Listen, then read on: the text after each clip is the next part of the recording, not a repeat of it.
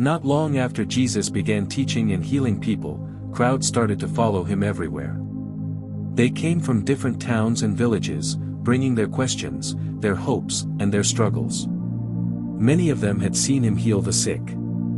Others had heard him speak about God's love in a way that felt close and personal. One day, Jesus traveled with his disciples to a quiet place near the Sea of Galilee.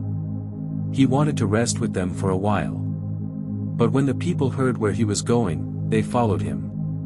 By the time Jesus sat down on a hillside, thousands of people were already there.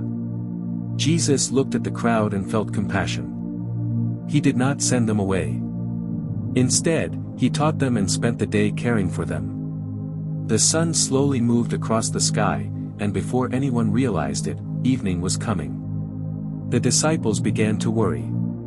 They saw how many people were there, men, women, and children. They knew the area was remote, with no nearby shops or villages.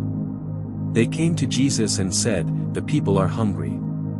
We should send them away so they can go and find food." Jesus listened, then surprised them with his answer. "You give them something to eat."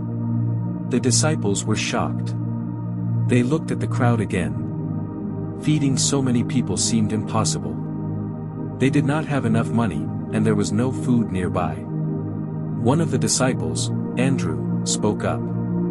He had found a young boy in the crowd. The boy had brought his lunch with him, 5 small loaves of bread and 2 fish. It was a simple meal, barely enough for one person. Andrew said, "This is all we have. But what is this among so many people?" Jesus took the bread and the fish. He told the disciples to have the people sit down on the grass. The crowd obeyed, forming groups across the hillside.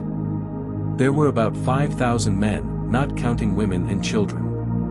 Jesus looked up to heaven and gave thanks. Then he broke the bread and began handing it to his disciples. The disciples passed it to the people. They kept handing it out, and somehow, it did not run out. The fish were shared the same way. Everyone ate. Not just a little, but enough to be satisfied. When the meal was finished, Jesus told the disciples to gather what was left. They collected 12 baskets full of leftover bread.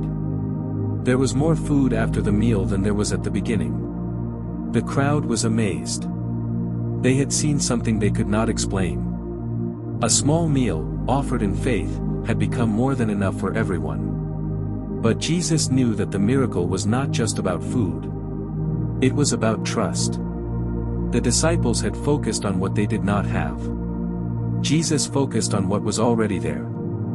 He showed them that even the smallest offering, placed in God's hands, can become something greater than we imagine. As the crowd slowly went home, they carried more than full stomachs. They carried a story they would never forget. A story about a man who cared about their needs.